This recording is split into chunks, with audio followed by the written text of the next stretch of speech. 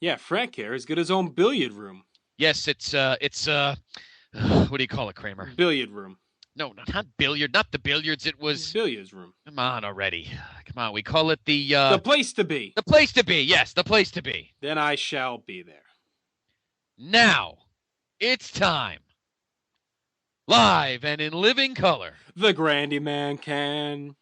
Time to play the game. Well, you always left me satisfied and smiling, so. That's what she said. Why do I want this? I want to make bank, bro. I want to get ass. I want to drive a Range Rover. Place to be Nation, Scott Criscola and Justin Rosero. This is the Place to Be Podcast. Very nice, Mr. Crisbola. Oh, I'm sorry, Dennis. Isn't that what I just said? What is wrong with you? Is it the Pelicans? I didn't know it was the Pelicans. Oh, I know nothing about the word Pelicans. Yes, I work during the fucking day, okay? Well, then what's the point of... Scott Russo. What would be the point of that? What's the point of giving her the Rockers theme? I don't know! You know what? I'm from now on just going to read. And if you want to comment, be my guest. Just read things that are up to date. How about that? Just shut up. I'm done. I'm not talking about it. I don't know what the fuck the Department of Health is. To do worse than Josh Richard. Can't understand what I mean, well you soon will. I have a tendency to wear my mind on my sleeve. I have a history of taking off my shirt. It's been 1 week since you looked at me. Threw your arms in the air and said you're crazy. 5 days since you tackled me. I still got the red burns on both my knees. It's been 3 days since the afternoon. You realize it's not my fault, but a moment too soon. Yesterday you've forgiven me, and now I'll sit back and wait till you say you're sorry. Place to Be Nation, welcome back to another great episode of the one and only Place to Be Podcast. I am your very sore, very sick co-host, Justin Rosero, and I hope my voice, I don't sound like Brian Pillman by the end of this thing. And so I'm going to lean heavily on my co-host tonight, and that is the man who leans heavily on everyone else, Scott Criscola. Scott, how you doing? It's funny, JR, because Sunday night I was the one heavily taking the Mucinex D. Tonight sounds like you need to be taking the Mucinex D, but we will... I need Mucinex D, E, F, G, and H, I think. We will certainly do our best. It is always a pleasure to talk to you. Welcome, PTB Nation, to episode 193. You know, I think even more than Pillman, I think I saw more like Luna Vachon or something. And now our co-host. Do you have Goldust sitting next to you with a ball gag and the leather underwear? Oh, God. All right, well, we do have a third host, so we're going to lean heavily on him as well. Yeah. And this man usually just joins us for football, but he hasn't been on in a while, so we thought that we'd have him on for the whole show for headlines, and he is the one and the only, the great Kyle Forchetti. Kyle, how you doing? Good, man. How you doing, Luna? I'm good, Kyle. Good to be back, man. All right. Well, tonight on our show, it is actually a headline, so we go back to the good old-fashioned cornucopia fun and games. We got a lot to talk about tonight, both wrestling and sports and other. We'll talk about not just the general state of how things are. I heard the hand slap. Yeah, there you go. I didn't even get started yet. Yeah, we'll get into the general state of things around the business, and that, of course, includes TNA, WWE, and Ring of Honor. We'll finally, of course, talk about Sunday in Phoenix, as Raw has already happened, of course. Main event is tonight, and, of course, SmackDown's Friday, but we pretty much have an idea of the card, and we'll make our picks. Then we'll talk a little about April 7th at the Meadowlands in terms of what we're thinking is going to happen. Got a lot of things floating around in air and limbo as to what will happen that night at MetLife. And then we got some news stories for you, a few things, a couple of TNA tidbits, nothing crazy, but a lot of WWE as usual.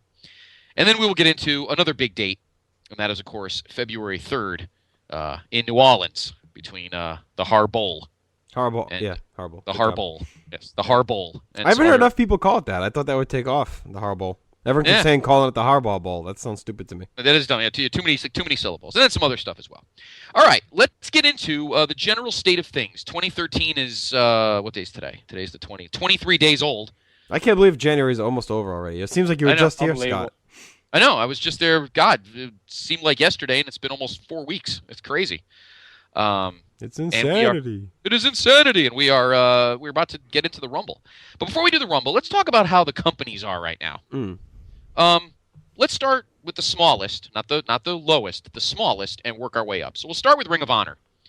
We've talked with Kevin Kelly a few times, JR, about the business right now for them. They seem to be doing pretty well. They seem to be getting a lot of stuff on their website. I still think, though, the thing that's still hamstringing them, and I said this to Kevin, is there's not enough. They're not on enough homes. The website's nice, but unless you pay the monthly fee, you can only watch it at a certain window, and that's tough. Yeah, but a lot of people, I mean, you or I don't really lean that way, but there are a lot of people out there, and I don't know, Kyle, maybe you can chime in, that do lean on watching stuff. A lot of people don't even have cable anymore. They prefer to watch everything online or through Hulu or Netflix, and I don't think it's a bad business model, but the thing is they're kind of at the mercy of Sinclair, who owns them now, or co-owns, or however it works. And, they can't, Sinclair can only get the penetration they can get, so they're not going to hoard out to other companies when they want it on their own. That's the whole point, is to have cheap programming on their own network, almost like a, prototype TBS with Turner and WCW. So that's kind of the plan there, I think. Kyle, what's your viewing habit? You have cable? Do you lean on the internet for stuff? It's a mix of everything. I do lean on the internet, I'm not going to lie, and I'm sure a lot of other fans do as well. But I do have DirecTV, so I obviously watch Raw and SmackDown, all that stuff on regular television through DirecTV. But there are times if I want to rewatch Raw, I'll go on the computer. There's an easy way to watch the replay and watch the entire show. So obviously it's a lot different than it was back in '96, when you had to be there, you had to watch it, and you had that one chance. But times have changed, like you said. I mean, I it's not Ring of Honor's fault. Like you said, JR, the problem is Sinclair. It's Sinclair's problem. It's not Ring of Honor. I'm not blaming them. I'm just saying they need to maybe go to the Sinclair muckety-mucks and say, look, we need to spread it, particularly in the Northeast. I'm being a little selfish. I live in Connecticut. Yeah, but it's not that. I think they're on all the Sinclair outfits. I think it's Sinclair that needs to get on other. I mean, I don't think it's anything where Ring of Honor can go tell them to do something. I think they just have to get penetration into the areas. You're probably right. I mean, I'm surprised. So I'm looking at the list. I mean, they're in a lot of spots. I mean, they're across the country. Are they in any Connecticut at all? No. That's crazy. Well, That's weird. Sucks. I don't see where they. Well, I know it sucks, but I'm stuck here. I got nothing to do about it. They're not in New York either.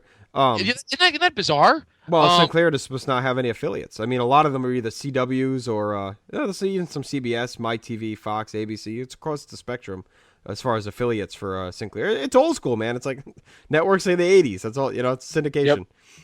I'm surprised that Sinclair hasn't talked to DirecTV, because DirecTV will take everything. Usually DirecTV is the first to get anything. Kyle, you and absolutely I have it, and usually they get everything first. And now your platform, JR, Vios, is getting up there as well. They go to those Vios. Yeah, but no, I still think you're not completely following. I don't think it needs to really do with the company per se. You know what I'm saying? I think it's the affiliate network. So it's like it's on the CW, whether it's Cox or Fios or whatever in Rhode Island. It's just CW, Rhode Island, Providence is an affiliate of Sinclair. You know what I'm saying? Mm-hmm. So I don't think it's really necessarily the cable company. I think it's more the local affiliates. Oh, I see what you're saying. That pick it up. Oh, maybe Sinclair's got to start pimping itself out. Yeah, I think that's what it is more. I think they need to get a hold of some of the local channels. So like they'll go to Connecticut, Fox 5 or whatever the hell it is, and that's where they need to go. I don't think it has anything to do with Cablevision or Cabletown or anything else. I think it's more Cabletown. I think it's more with I think it just more has to do with the local network picking it up. And like I said, it's just like an old school affiliate system. That's it. Local affiliates. Yeah. If that happens, then I think they'll. I mean, I've been able to catch a few episodes on the website, and I think the show is great. Kevin does a great job. The match. Actually, you know what? This is alphabetical by city. I'm sorry, not state, which is kind of stupid. Let me see. It is in Buffalo, so it's somewhere in New York. Weird spot. So. It's not in Connecticut though. Yeah, the show is good. The show's very good, I think. It's got that. It's ECW, just slightly more polished, and obviously they're doing good with their taped, their tapings. They get the house shows out there. Of course, JR Big Show will be near and going to in April. Yeah, a few going on with this. Our buddies Brett Carlson and Steve Willie just went to one up in Milwaukee. TV taping. I think that'll be airing in the next couple of months, and they said that it was an awesome show. They had a great time. Yeah, it's a fun time. I think they take advantage of the small building feel. And now they said Carlson said he wanted to go talk to Kevin, but I guess Kevin was doing some pre-tapes, and the people that Carlson had driven with we're trying to get him out of there, so he couldn't hang around. But if anyone does go to ROH show, make sure you go tell Kevin that you listen to him right here on the PTB podcast. So. Yeah, tell him the PICs, and he'll say hi to you. So. And they are actually coming to Providence in April. Kevin told me when we were waiting for you the other night, Scott. Oh. Let's see if I can get the date. I don't know if it's on their website yet. Yeah, they don't have it on the website yet. But okay. So I don't know. I might try and go out. Tail end of the month. If it's a tail end of the month, maybe I'll join you. We'll see what happens. Well, I told Mr. Flanagan, I said, we got to get Kevin out over to Sharks or Trinity or something. We'll take him out. Oh, super. So Smoky Bones. In terms of Smoky Bones, you go to the bone. Come on, Kevin Kelly and a nice Brunswick stew. The merchandise-wise, and I'm going to harp on this a lot tonight on all three companies. Merchandise-wise, they're not bad. I mean, pricing-wise, they're not expensive. Their DVDs are good. I've never watched a DVD. I have one here that my friend John loaned me. It's a CM Punk DVD from a few years ago. So I don't know what the quality of them are. I'm sure they're not terrible, but all their DVDs are $20. None of them are more than 20.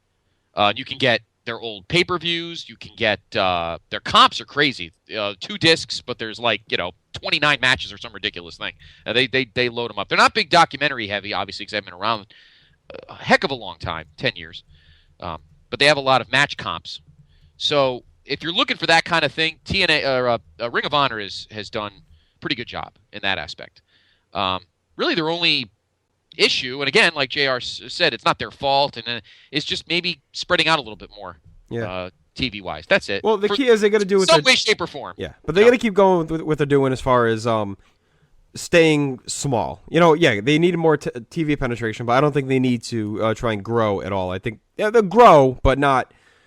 Don't pull an ECW 2000 where you all of a sudden going to go, major pay-per-view, travel across the country more. They're good staying in their niche markets, and with their TV show, focus on the internet, focus on the web, like Kevin had said, and just go from there. I think they're doing a good job with that. Kyle, do you watch or follow any Ring of Honor? I don't, but it does sound like it has that old school feeling to it. And I'll bring up a point here. They need to focus on establishing their brand. Don't try and compete with WWE because that's not going to happen right now. So you guys brought up a lot of great points on how they could really improve themselves. And now I wish I did watch it, but we talked about it off air, Justin. I'm going to try and make it for that Saturday show the night before WrestleMania. So awesome. Yeah, it'll be a lot of fun. We'll talk about WrestleMania Weekend a little bit later, but it is an old school feeling. It's an easy show to watch. I've been reviewing it now for my blog every week, and the last few weeks were like that Road Rage. Or what they do is after they have an pay-per-view, they kind of show highlights of it over the next few weeks, and then they do a live taping. So that this was the first week back in the from the taping, not from a pay-per-view. It's a good product. You're going to get good wrestling. You're going to get some interesting storylines and an excellent commentary, of course. But yes. I definitely recommend it, to anyone out there. And Scott and I and Kyle, we're all going to try and follow it a little bit more and, talk about it a little bit more too. So, yeah. So and again, we have Kevin, who does a great job of promoting it, of course. And when we have him on, we try and get it as much as. I got a WWE Ring of Honor tie-in story later on. Kevin may not be happy with this unless he knows about it already. All right. Next up, let's talk TNA. You're gonna hear my tone involving TNA change from week to week. From ignorance to knowledge. Look, you never watched it either, so don't sit here and I at least followed it. No, I followed it, and I'd watch it. How do here you and there. follow it and not watch it? What do? You it's very easy. Read about stuff online, and I hear it on other podcasts, and I know what's going on. So why didn't you watch it? If you love it, because Thursdays I did. I watched it in the summer. I definitely did watch it in the summer. But once TV starts, because I don't have room. I don't have DVR rooms. Too much stuff on Thursdays. I don't have time. I don't have the time you do to sit around and watch Impact. Well, you want me to put it on the column, so I do. But the situation with TNA, I'm still going to criticize the product. Like I criticize anything. However, TNA business-wise, I think they're doing a much better job, just based on what I've seen over the last week in terms of their website and their merchandise and how they're promoting things. I think they're much more fan-friendly and fan-accessible than WWE is. Now, the product, I've only watched one Impact, and I liked it, but it was kind of a specialty episode, involved the whole Bully Ray, Brooke Hogan wedding, which, by the way, I didn't put it on our news list, but Perez Hilton, thought that was real. Yeah, they worked him. I guess Yeah. Brooke was out there talking it up. Exactly. Oh, God. Yeah, it was pretty funny. There's a lot of guys I like in that promotion. A lot of guys that weren't even on the show. No Samoa Joe. Now maybe they're hurt, and I just got to catch up to that. But they focused so much on the wedding. There was a lot of wrestling. There was only 3 matches. There was a tag in the beginning. There was a knockouts match, and there was an X Division match involving a guy that's not even with the company anymore. And then the rest of it was backstage skits and things involving Bully Ray and the wedding and all that stuff. So my opinion on the product is still mixed. The jury is still out on that. In terms of the business model. Well, hang on. Before you get to the business model, the product, I think we as fans tend to simplify things sometimes and want to just package everything. So TNA sucks. WWE is status quo, and until they get competition, they'll never improve. And Ring of Honor is a good small company, and blah, blah, blah, blah, blah, blah. Hulk Hogan killed WCW. Everything. It's all the same. We just want to assign tags and labels to everything. And I think that, it's more intricate than that. I think there are parts of TNA that are very enjoyable. I think they have a lot of good talent that they use well in the ring. The storylines are a little effed up, and some of the stuff they do is very questionable, but you can't question the athleticism and the matches that they put on. WWE, there's a lot of good in there. They catch shit and people are bored and tired of Cena and everything else, but there's still a lot of good. You have legit, you're going to start tracking these, but you have legit match of the week, options every week and way more quality wrestling than we had, 15 years ago. So, yeah, I mean, I guess that's what bugged me about the whole TNA thing is when everyone just writes it off. I mean, look, have they advanced as much as they should have over the last, 11 years since they've been in existence? Probably not. But they've done a hell of a job surviving. I mean, they've pretty much doubled ECW's time as a company. Fuck, they're almost caught up to WCW. If you count the Turner buyout in 1988, I mean, another couple of years, they'll be as long as WCW is around. Yeah, that's true. Exactly. So, I mean, have they wasted opportunities? Yes, I think so. I think there's been a glaring hole for a number 2 to really contend to WWE, and they haven't really ever taken that big step forward. And I think it's going to take landing a major star to do it. Everyone thought maybe Angle would, but he didn't really capture as many fans. But it's going to take someone on a Cena and, I don't know, maybe an Orton level to really bring people in. I don't know, anyone short of Cena, I don't know if it works. Or Punk. Punk, it's not going to happen because he hates TNA. No, I'm just saying, though. You got to be a Punk or Cena level to move the needle, I think. The only way I could ever see Cena moving is if he's made all the money he wants, and he starts to realize he's being pigeonholed character-wise. It's the only way he would leave. Is if it's all about finances for him, and I'm saying that not because he's greedy. I'm saying that because obviously he'd make more money in WWE. But if he takes care of his money and he's not, like Rick or Flair or Dusty in the '70s and flashing his money at the Baltimore Hilton or whatever, and is broke, which he's not, and he realizes, well, he could be with this divorce and everything, but well, that's true. But no, I mean there are a few ways that he could end up leaving. One is that they tire of him and they just fire him, they get rid of him. Yeah, I don't know if that'll ever no, they're probably not gonna. But another would be a scandal, either steroids or pills or something, or bang Stephanie. I don't know. I mean, there's a million things that could happen. I mean, right. Unlikely, but possible. Right. I know I sound like LaRue now with all the hypotheticals, but so let me get this straight. John Cena is a man. Stephanie is a woman. If John Cena took his penis and put it and I have sugar tits. All right. What? Okay, so all right. Now, one thing I've been looking at a lot the last couple days is TNA's website. First off, their branding, I like their branding now. They're kind of going away from that weird, sharp-looking logo. They got the everything's blue, big letters. I love the way the Impact Zone looks now. It doesn't. I got to be honest with you. I watched it on Thursday. It doesn't look cheesy anymore. Didn't you ever notice the building always looked small? It doesn't look small anymore. They found a way to finally deal with the schematics of that building, however big it is. I've never been down there, so I don't know. But have you noticed, JR, during the summertime when you watched it, the building doesn't look unless they've only been recently, maybe you missed the changeover, but the building doesn't look as cheesy as it used to. Have you noticed that? Kyle, have you watched TNA lately? Not lately. I stopped watching when Hogan came on, so that really turned me off. Actually, that's when I did. I started watching when Hogan came on, realized after 2 weeks that it was the same shit. Right. But I think the ring, maybe the change in the ring helped. well, yeah, Yeah. the six-sided was good for about a year. And then it started. And then when you and I went to that house show with that Silverback a few years ago, remember the ring looked like the size of a fucking phone booth? Yeah. You could tell that it was ridiculous. You could tell, all right, this six-sided thing. Remember, Steve Newmeister was the ref. Everything just looked terrible. It was too small, rinky-dink, cheesy. Yeah, they got to do something about it. And then they sat on that for about 6 years. Was it 2011 they changed back to 4 sides, or was it only 10? It was right when Hogan came in. Oh, right with Hogan. So it's been about 3 years. And now they're starting to look more legitimate. And the Impact Zone doesn't look like a 20,000-seat arena, but it doesn't look like a 500-seat warehouse anymore, in my opinion. I think they've really done a nice job of making that building look more... But see, overall, though, it's a catch-22 for them because I feel like they need to get out of the Impact Zone and get away from those fans.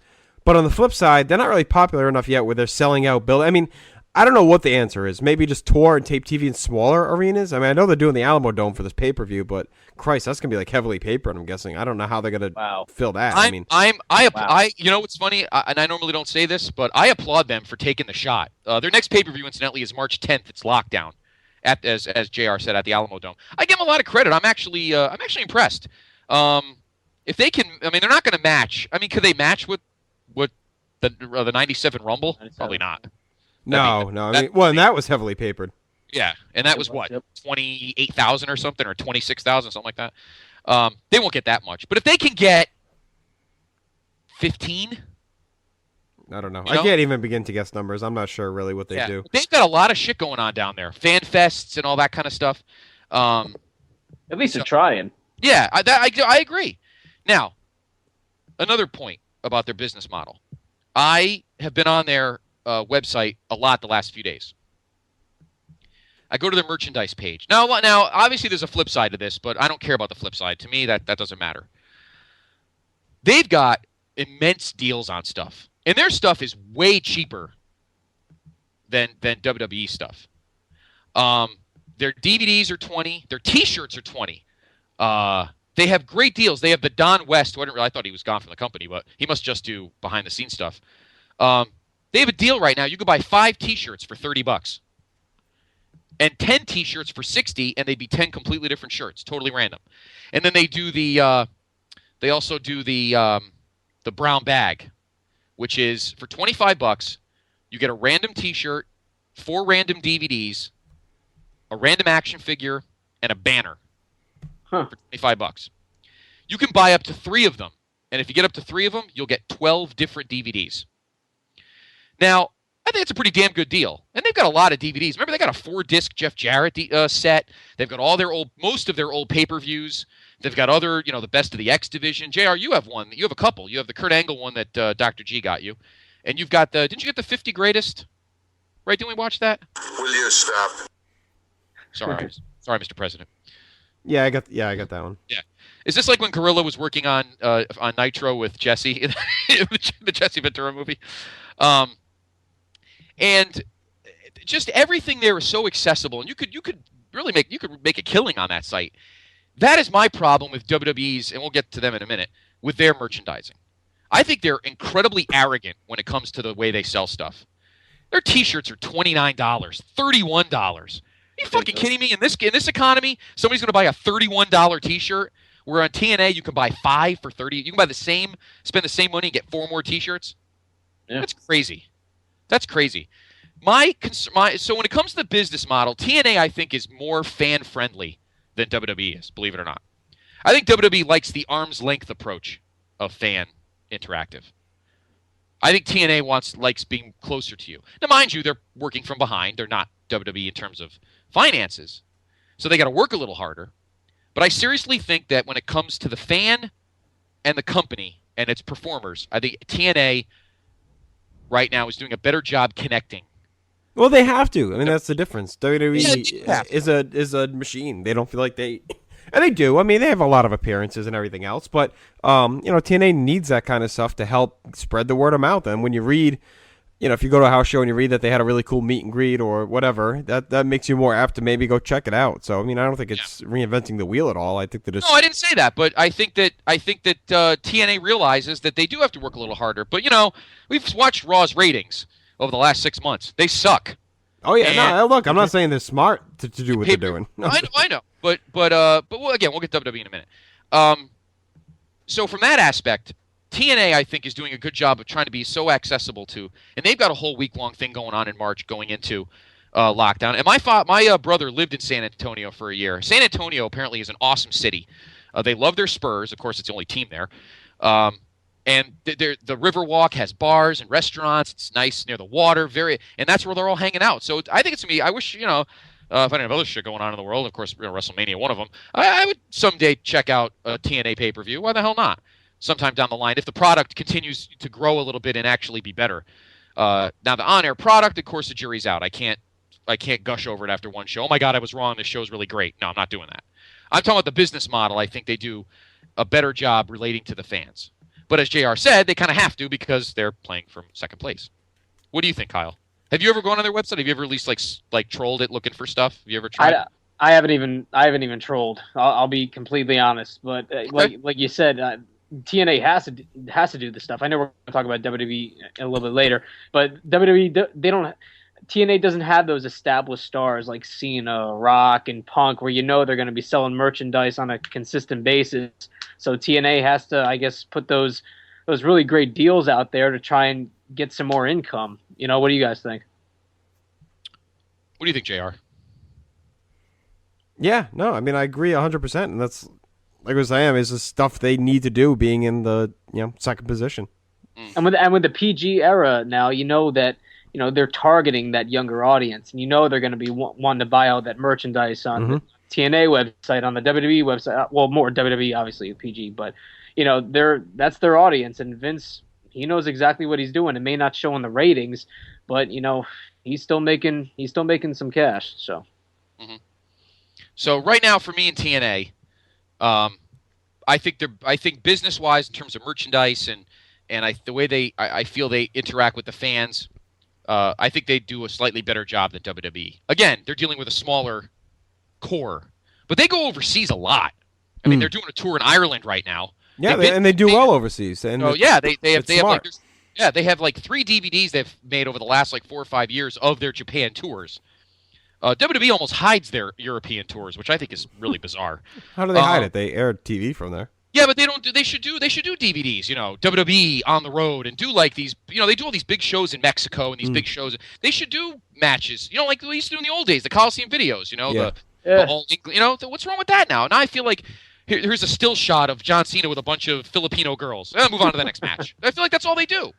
It's like, okay, they're touring Europe and they'll be back for the big Raw in 3 weeks. Meanwhile, TNA does DVDs promoting. This is what we did in Ireland, and then there's a bunch of cool matches. You know what I'm saying? But again, they're working from behind, and they have a smaller model. But let me ask you this. And obviously, the fact that they've taken away almost all their pay-per-views is a fantastic idea because they were making dog shit. Let me ask you, both of you guys. Kyle, I'll start with you. Okay. Do you think, in general, TNA realizes they'll probably never win and are just happy kind of going day by day as a solid wrestling company and not worrying about catching WWE? If they go that route, they'll be fine? I think they would be fine. My gut reaction is yes. I think deep down they know they're never going to really truly compete with WWE. But I think they're good for the wrestling business. When Vince bought WCW in 2001, the majority of the wrestling fans knew that was not good for the wrestling industry. And I think any competition, if you want to call it competition, to WWE is good for wrestling in general. So my gut says I don't think they're going to be legit competition to Vince. Who knows what the WWE is going to become when Vince steps down. So I think it remains to be seen. But my gut says they're not going to compete. What do you think, JR? Do you think if TNA at some point realizes, look, WCW tried, they had more money, and they failed. Why don't we just accept the fact we're a solid standalone wrestling promotion Let's just do our thing, do it the best way we can, and everything will be fine. No, I don't think they think that way. I think they see themselves as a competitor, and I don't know why they would be in the business if they didn't. With the way their model is, I mean, if you didn't want to compete and you wanted us to be a small, tiny promotion, then you'd be like Ring of Honor and just do DVDs in small arenas. And I mean, the way they tour and are on pay-per-view, even though they're cutting back, I mean, they're still going to be selling other pay-per-views. I don't think they view themselves that way at all. I mean, if you're going to be a small, tiny little promotion that doesn't want to compete with WWE, why do you re-sign Sting? Why do you bring in Kurt Angle? Why are you bringing in, all these other retreads? I mean, you might as well just keep your young talent and go from there and become a feeder system. So, no, I don't agree at all. All right, well, then at this point, if they want to compete, why haven't they gotten out of the impact zone? Why haven't they? Well, that's what I was saying before, that they've had their chances to compete, and they've wasted opportunities, I think, that they've had during a downswing in WWE's business over the last 5 or 6 years. I think that they've had points where they were close to maybe striking while it was hot, and then they kind of took 2 steps forward, 5 back half the time. It looked very similar to WCW in '94 there for a while in 09 into 10, because 09 was praised in TNA, that they had a lot of good storylines going on. They were focusing heavily on Samoa Joe, and they had a lot of good wrestling, and then they brought Hogan and Bischoff in and reset everything. So now you get the argument, well, would you rather have the mainstream eyes or would you rather have the quality product? Well, the problem is it didn't work like it did in WCW because they never hit upon that red-hot storyline like WCW did with the NWO. So right. TNA is just kind of floundering now. They brought in these big-money guys, and they just don't ever seem to have a set direction. They reset constantly. It's like it's a baseball team that reboots every year, or like the Browns, every fucking 3 years they have a new franchise quarterback. That's what TNA is. Every 2 or 3 years is a new franchise quarterback because they never can get any momentum and stay the course. But now they are focusing on long-term booking nowadays, which is good, but it seems like in a couple months they'll probably flip it again. So we'll see how long this small pay-per-view calendar works, and hopefully it holds up, and it's a good model for them. It allows them, they're a TV company. That's what they are. They're not a touring company, and they're not a pay-per-view company. They're a TV company. They get their money from ads and from, Spike TV, and that's it. So That's how they need to focus on is ratings for them. I mean, we make fun of it all the time, but for them, that's what it is. Right. Now, and I'm coming for you, Sable. I think this is weird. I agree with you and disagree with you at the same time. I don't like us using the one adjective that we're using in this discussion that I think doesn't apply to TNA is small. Ring of Honor is small. I don't think TNA is small compared to WWE. I mean, they tour, they have a big roster, they have a big show, they do less things, quote unquote, than WWE, but I don't think TNA is small. Now they used to have a second show on Spike. What was it called? Explosion, or what was the other? They had a second show. Remember a few years ago? Yeah. And they got rid of it.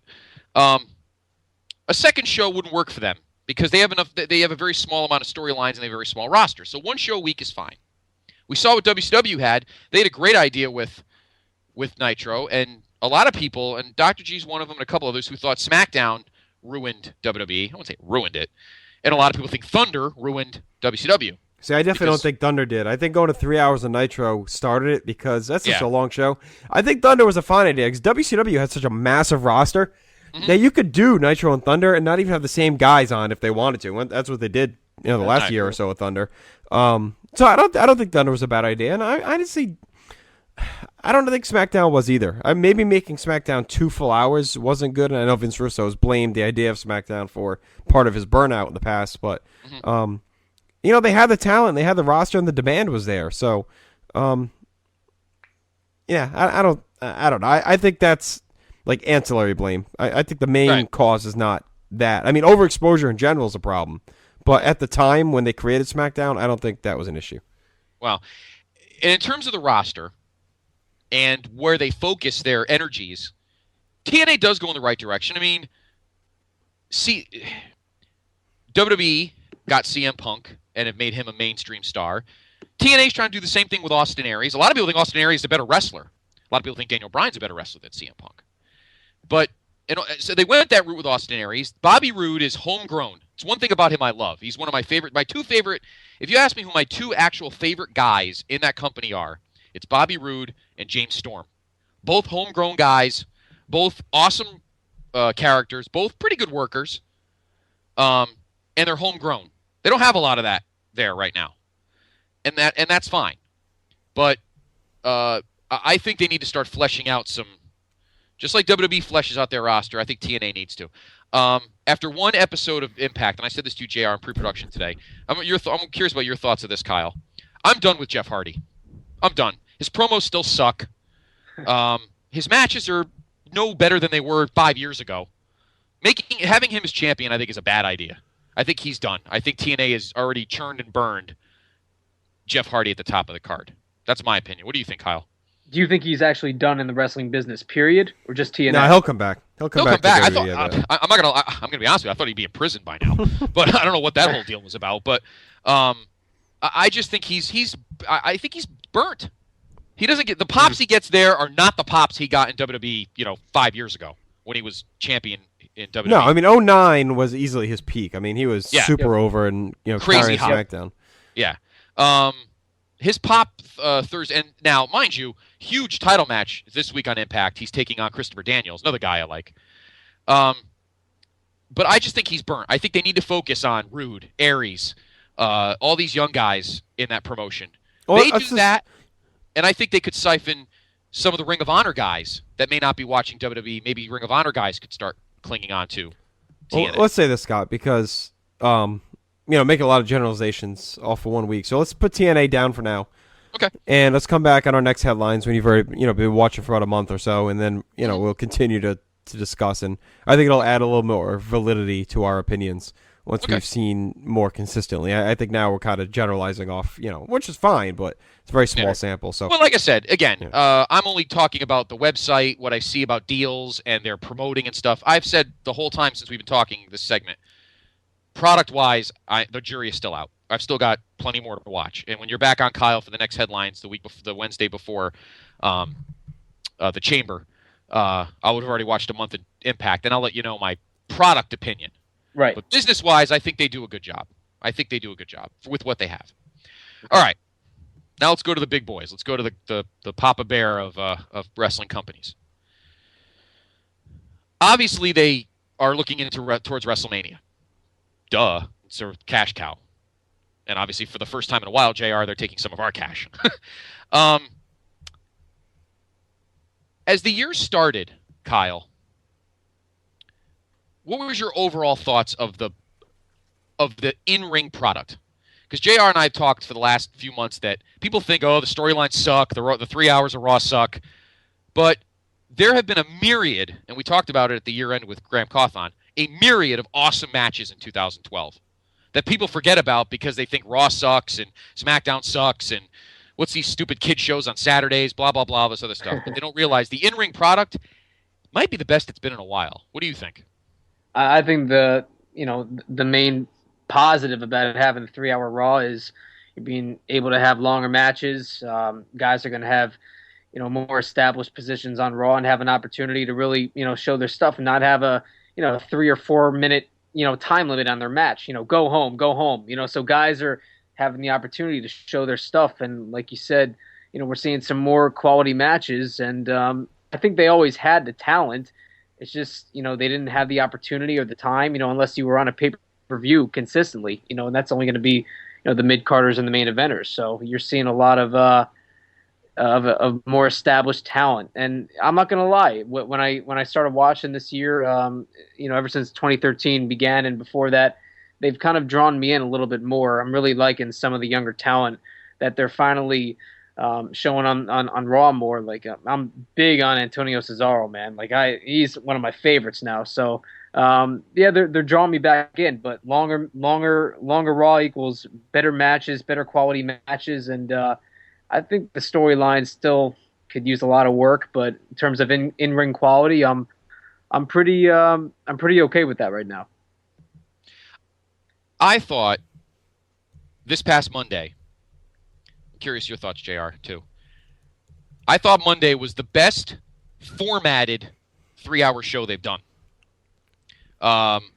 since the 3 hours started in July. They've had a couple of good ones here and there in like September, October. But for the most part, the 3 hours just seems to be like watching grass grow a lot of weeks. I thought, now, beat the clock doesn't hurt. That's one of my favorite. And they got another great one next Monday, Raw Roulette, which is always fun too. But I thought this Raw Monday, I don't know what you think, JR. This Raw Monday was the best formatted 3-hour Raw they've done so far. I don't know. I mean, I know it's hard. I know it's hard to tell, but this. I don't really have the short-term remembrance of these Raws to really pinpoint. I feel like this was the first Raw in a while. Now, again, mind you, I was writing as I was doing it, so I don't want to say I was stuck, but I mean, I couldn't fast forward. I didn't. But this was the first Raw in a while where I actually was like, well, that was good. And they did a perfect symmetry of matches and skits. And the skits were good. The graduation of the anger management was awesome. Obviously, Punk's promo, awesome. Rock, awesome. The Shield, all that stuff. Now, mind you, storylines are helping right now because Rock and Punk is pure gold right now. Mm-hmm. We're curious to see if they can do a good Raw on April 15th, which is the week after, not the night after WrestleMania, the week after WrestleMania. Then we'll see how the 3-hour Raws are when everything's done. You know, when the big build is over. Right, and that's always the problem. You know, you spike this 3-month run and you bring back the legends and you pop everything you have, and you know, then all of a sudden you get that May hangover into the summer. But yeah, right now, I mean, I think they are in a solid position. I think they have a lot of stuff going well for them. You know, the biggest negative to me is still John Cena, and I don't know what it is. I mean, the promo this week I thought was brutal. I thought it was not funny. I thought it killed the momentum of a hot show. You had that middle part, you know, that segment with the Shield and Heyman and The Rock and Punk was unbelievable, and that was you know, storytelling. The Rock showed in that promo that he could be serious and get the point across, and then Cena comes out and it's like friggin' worse than Amateur Comedy Hour. It's like he needs a time off, and I don't think he's gonna get it anytime soon because they're so paranoid to not have him around.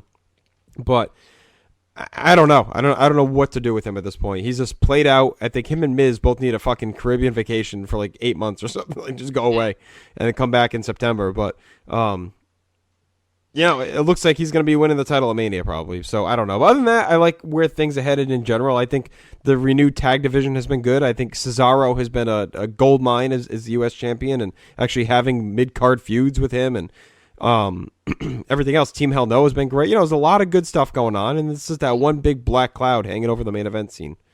Yeah. And the weird thing about his promo Monday was even he didn't buy it. You know, a lot of times we criticize his promos because he just so is into them. You know, he's loving talking about cereal and goofy shirts and silly pop culture references and everything. But even Monday, I almost felt like he was thinking to himself, what the fuck am I doing out here? Like, even he didn't like it. And that made it even worse because when he's not caring about what he's saying, then you know the promo's fucked. And that's what I felt. What do you think, Kyle, of that promo? Did you think that too? I almost feel like he was like, he mailed it in until he got down to the Rumble stuff. I had to put it on mute halfway through. It was that brutal. It's gotten to the point where I don't even take his character seriously anymore. You know, at least before, I would listen to what he had to say and, you know, hear him out and, you know, see if he was a believable character. But man, it's got like this word has been thrown around so often with Cena. He's stale. You know, it's the same old guy, and like you said, he's starting to not even believe what he's saying. And I don't know if I want to use the term burnt out, like we said with Jeff Hardy, but it's got to be pretty close. I mean, when's the last time that guy had a break? He was supposed to have that break after the match with Lesnar last year, but he never really did. So, man, but his position is not going to change as long as he's making Vince money with the merchandise.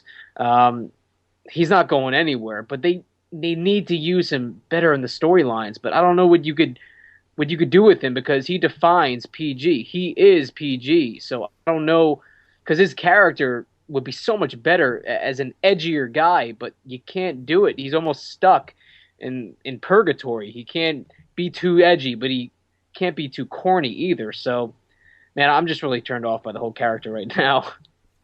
And look, we said it before, Scott. I mean, Hulk Hogan's main run, he won the title, what, January 84? Yep. And we'll call WrestleMania 8 the end of his main run with WWF, and that's pretty much exactly 8 years, right? John Cena, I mean, I argue WrestleMania 20 is when he became one of the top faces of the company. Yeah. Now, I know you can say WrestleMania 21, but I argue 20 because that's when he won the U.S. title, and that whole year in 04, he was pushed as a top face, regardless of what level champion he was. So we're talking 2004, and now we're in 2013. I mean, that he's pretty much surpassed Hulk Hogan's initial run on top. And he's still doing the same thing. Yes, and he's doubled Austin's run. Yeah. And he's wrestling on TV way more often than Hogan was during that stretch. Way more.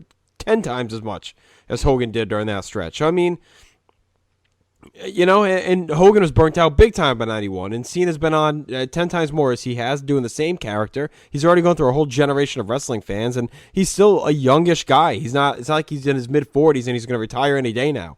I mean, he's probably still got another 10 years if he wants it. So I don't know what you do with him. I mean, everyone says the heel turn. I don't know if that even works at this point. I really don't. What would you do? What would you do with John Cena right now? Just play the Booker. What would you do?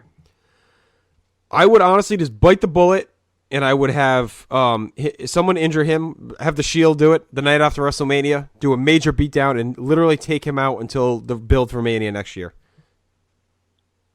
Yeah. Scott? I concur. The last thing this guy needs is another title run. But you know what?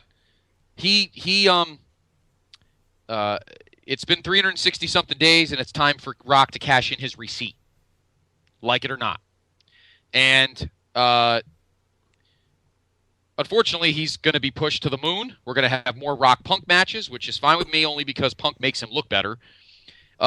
Otherwise, we're going to get a bunch of more god-awful main event matches with more god-awful promos. Actually, you know what? Here's what I would do. Exactly. He beats Rock for the title at Mania, right? Which is going to happen anyway. The next night on Raw, you have the Shield come out, beat the shit out of Cena, lay him out, completely take him out. And then you have Dolph come in. I know it's the wrong briefcase, but they can explain that shit away easily. Whatever.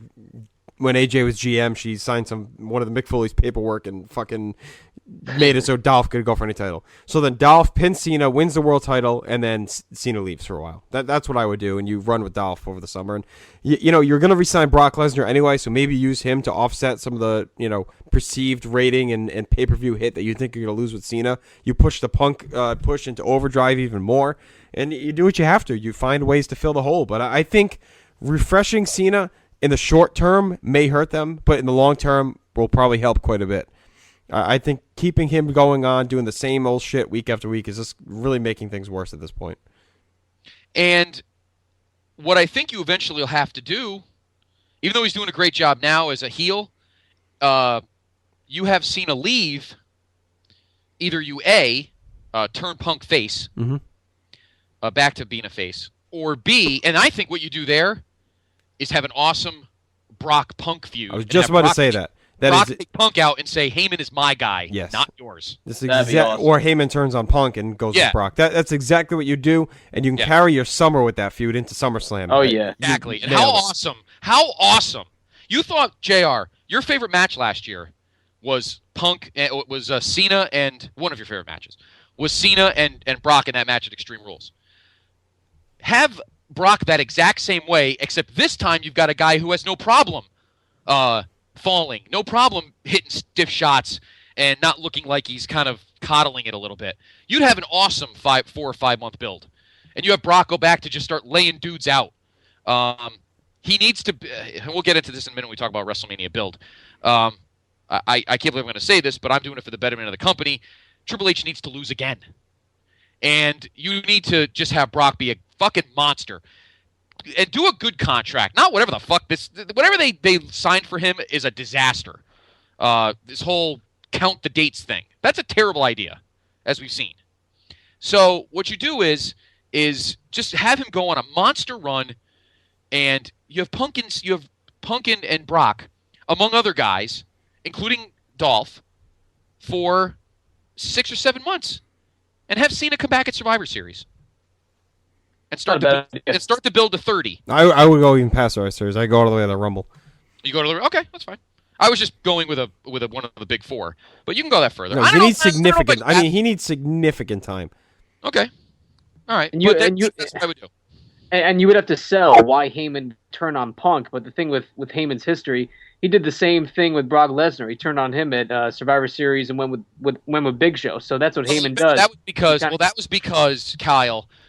They started saying that like Brock was making his own decisions, and he was listening to Paul. So he did the match at Survivor Series, even injured. He was doing dumb things. He wasn't listening to Paul. Punk could do the same thing, not listening to me anymore, and that kind of. They find a way to write it. That's what they. Yeah, that's what Stephanie and these guys get paid to do. It's their job to come up with something witty. Right. JR, you're exactly right. That is the number one thing that'll make this company better. Is we need no John Cena. You're telling me kids aren't going to buy his stuff if he's gone? Well, I mean, their concern is that they're afraid. That's why every time he's off for 2 weeks, they bring him right back because they're afraid it's going to kill. They're afraid it's going to kill their momentum or kill their ratings without him on. They think he's the main guy. Well, here we go. I'm glad you said that because here's another kind of twist in the discussion.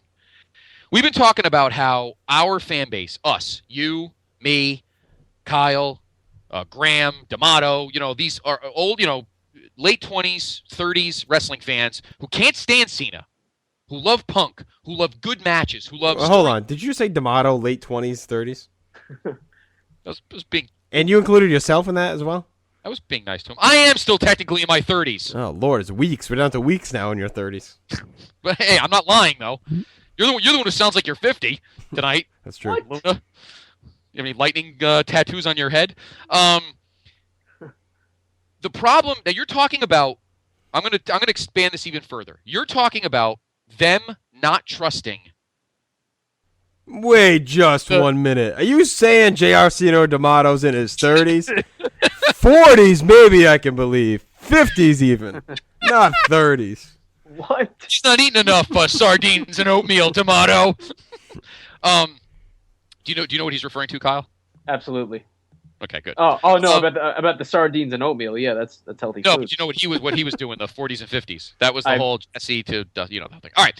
Anyway, my point is, you're talking about the Cena fan base bolting when he's not on camera. Fair enough. But all we've heard is that we're the ones at fault for the bad ratings because we don't like Cena. We're not watching. The male wrestling fan and I'll even expand it, from the mid-20s to the late 70s. Okay, all of the males in that demographic are at fault for the bad ratings because we stopped watching. It's the 12-year-old girls and the 9-year-old boys that are saving Raw and SmackDown. Well, not SmackDown. Raw because Cena's on.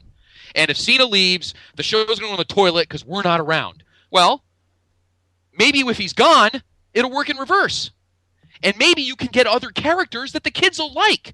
Don't lean on Cena. Get off your ass and come up with other characters that 12, 13-year-old kids will like. It's like Cena, the kids guy, and then everybody else are the mean, older guys. This is where they've got to start to work. They're the big dog. Start working. Yeah, I mean, at the end of the day, it's their own fault for not having a better contingency plan in place. Exactly. They have not planned properly. They have not established characters, and a lot of it is due to their shit 50-50 booking where guys win and lose with no consistency. The matches don't mean anything because we see them a million times, the same shit over and over, and one guy wins this week, then you lose. Then The Miz wins, and he loses. Then, the guy he beat wins, and then, it's just back and forth, and that's why Ryback got so over. Because they pushed him, he didn't lose, he looked strong, and he was dominant. That's why the Shield is fucking awesome. Because they just come out, beat the shit out of guys, and leave, and you only see him for 10 minutes a week. That is why. They're not overexposed, they're not overpushed, they don't lose matches, they win matches. That's why a guy like The Miz is wasted now. You wasted that. He was over enough 2 years ago, but now he's just been beaten to the ground on and off, and that's what happens with these guys. They recycle them through, and they lose and win and back and forth, and they don't get any momentum. So why is anyone going to care? Why do I give a shit if I'm a kid what Miz or any of these guys are doing? Because they don't care.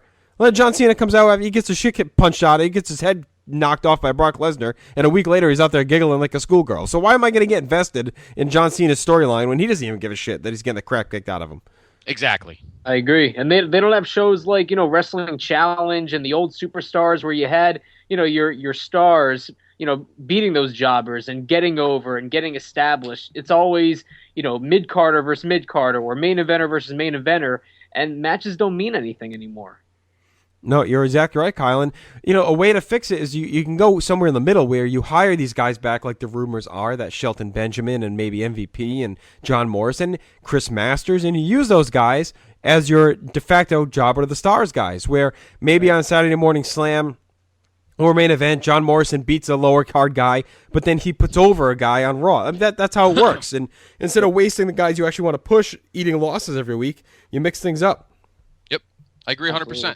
You're absolutely and right. You have these guys like the Usos and the Primo, and and they're starting to do it on main event and using these guys more, where you put them in competitive matches on house shows and on those TV shows, and then on Raw and SmackDown they eat the loss, and then that's how you get through these matches without having to burn through, Orton versus Cesaro 4 times in 2 weeks. You know what I mean? And where they trade wins. Now, who's even? I can't even tell you the result of these matches. That should have been a big time match.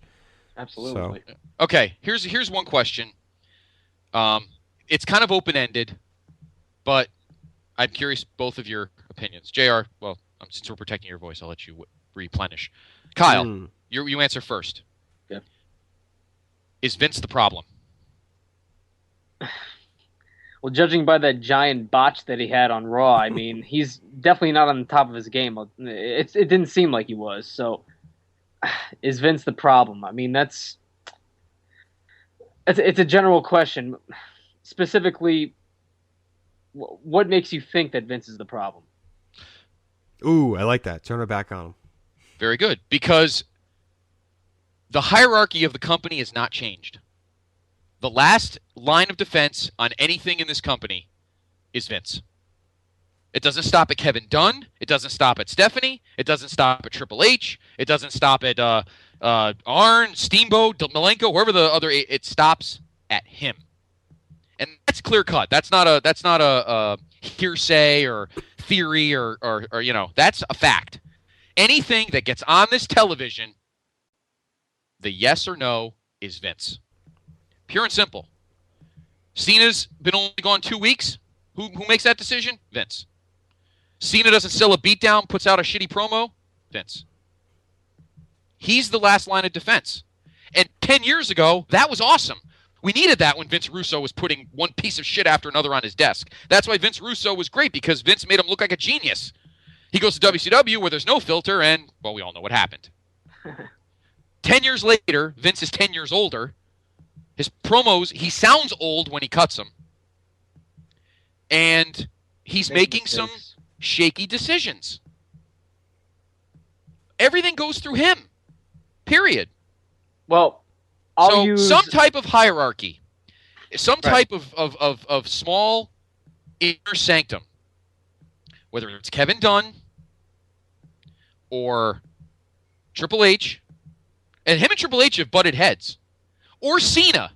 Triple H should I know Triple H is working so hard to get Bruno. The next big thing they need to do is they need to sit down without Vince and sit down with Cena alone and say, you do realize what he's turning you into. Well, and you can't tell me you're enjoying this. And Cena will say, well, it depends what he says. Remember, there was that whole rumor last year that somebody lit Vince up in front of everybody in the backstage area. JR thinks it's him. I thought it was Orton. But if Orton did it, nobody'd care. I'm starting to lean more towards JR. Yeah, I think it was him. Yeah. Hello? Who would have had the balls to do that at any time in the last 30 years? Even Hogan wouldn't have the guts to mouth off to Vince in front of everybody. Now, mind you, back then, the roster was full of older guys who've been around the business a long time, so that's not protocol. The protocol has probably changed over the last 30 years. And a lot of guys, there's more younger guys in the roster than there were in the late 80s. But nobody would have had the balls to mouth off to Vince backstage. No, Vince has lost a step, but I think, again, we go back to my point earlier about oversimplifying. Oh, it's all Vince's fault. Majority probably is. He's let it get to this point. But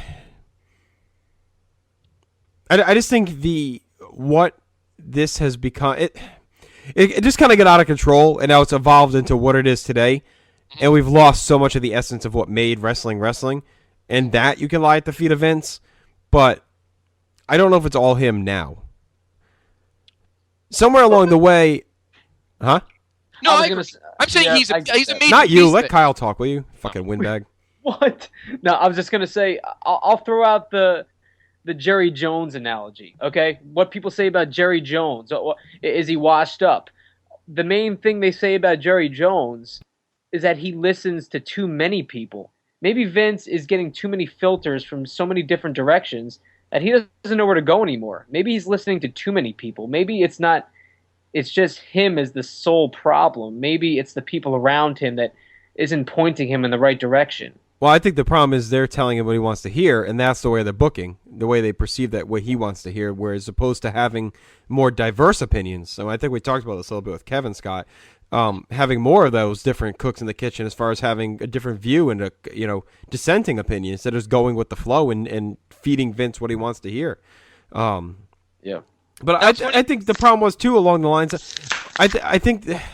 I don't say a lot of these guys lost their drive, but I think they lost the art of how to make themselves into a star. You look at a guy like Punk and Daniel Bryan, they went and worked around the world and learned how to hone their craft and develop their character and personality, and they feel real, and they're not just churned out robots. And I think the system itself has become so out of whack that you're losing guys that have the ability to go out there and develop into their own character and their own personality. And a guy like Dolph Ziggler has pulled it off on his own, and he's one of the few to do it within those confines of that system. Mm-hmm. I agree. I agree with that. It's funny too, JR, that you say that people want people to tell Vince what he wants to hear, because other DVDs I've heard people say that Vince hates yes men. Well, that's bullshit, because I think that's bullshit too. I've read enough of different former writers. You can say what they want, chip on their block or bitter or whatever. I think there's enough stories out there that the problem is there aren't enough, and that's why a guy like, I think the stories are true that Vince likes to fight. He likes arguments, and that's why Heyman always manages to find his way back. But the fact that Heyman always gets shit canned after a couple of years shows you that Vince doesn't always want to hear the opposite, and I think that's a big reason why Shane is gone. I think Shane was someone that stood up to him and argued things, and that's why he's out of there. That's why Stephanie stayed, and I think Hunter has a little bit of balls in him, and I think as we move along down the timeline here, he's going to start doing things more his way. But I do think we've kind of been on this for a while, so Scott, so maybe we should move along. We got a lot more to do here. Yeah, of course. So there you go. There's the state of the business at the moment. It was good. It was a great discussion. Good points, yeah. We'll get back to it. We'll do the quarter mark, Kyle. Maybe when you come on in April, we'll do the quarter mark, and we'll please. And please tone down on the storyline, right? On the storyline bookers. I mean, they get these people from movies and everything. Please get some more wrestling people in there. Exactly. I agree. You know what I mean? Yep. I think that's a good sign. I think Hunter's going to go that way because you can already tell. Look at the guys he's already brought in. He's got all his, they're his cronies, but it's like Vince in the 80s with his cronies. They're all legit wrestling guys. He's got Nash, Michaels, X-Pac, Billy Gunn. These are the guys he's putting in place to help develop talent, and I bet you he'll go back to the bookers and get away from the Hollywood stuff. I really feel like that's going to go that way. I mean, look, we bust on Hunter, we make fun of him and his relationship with Scott and everything else, but I feel that he'll be good for the business. I really do. I think he's got a good mind. I think he's going to revert enough. I can't say fully back to old school, but I think there'll be enough there to make things interesting again. Hope so.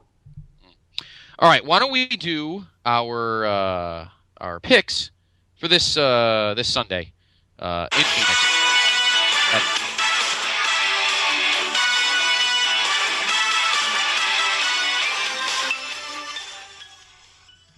Why can't they still use that? You should bring back these songs. Love the Rumble. All right, I'm going to do this just for you guys at the cost of my throat. Here are the guys slated for the Royal Rumble match just based on Monday's Raw ending. John Cena, Sheamus, Dolph Ziggler, Randy Orton, Heath Slater, Drew McIntyre, and Jinder Mahal. Wade Barrett, Antonio Cesaro, Ryback, Darren Young, Titus O'Neil, Kane, Daniel Bryan, and Damian Sandow. Cody Rhodes, Kofi Kingston, Brodus Clay, The Great Khali, Jey Uso, Jimmy Uso, and Michael McGillicuddy. All right, I need a break. That was outstanding, and you knew the right way of saying guys' names in the right Vince tonage. Randy Orton. That's my favorite one. I like that you did that. Jey Uso. Jimmy Uso. So great. Psycho Sid. Yes. All right, JR, take about a 20-minute break. Go gurgle. All right. At the moment we have 5 matches. One of them is the pre-show. This makes no sense unless the Rumble is going to be ridiculously long. All right, Kyle. Pre-show match.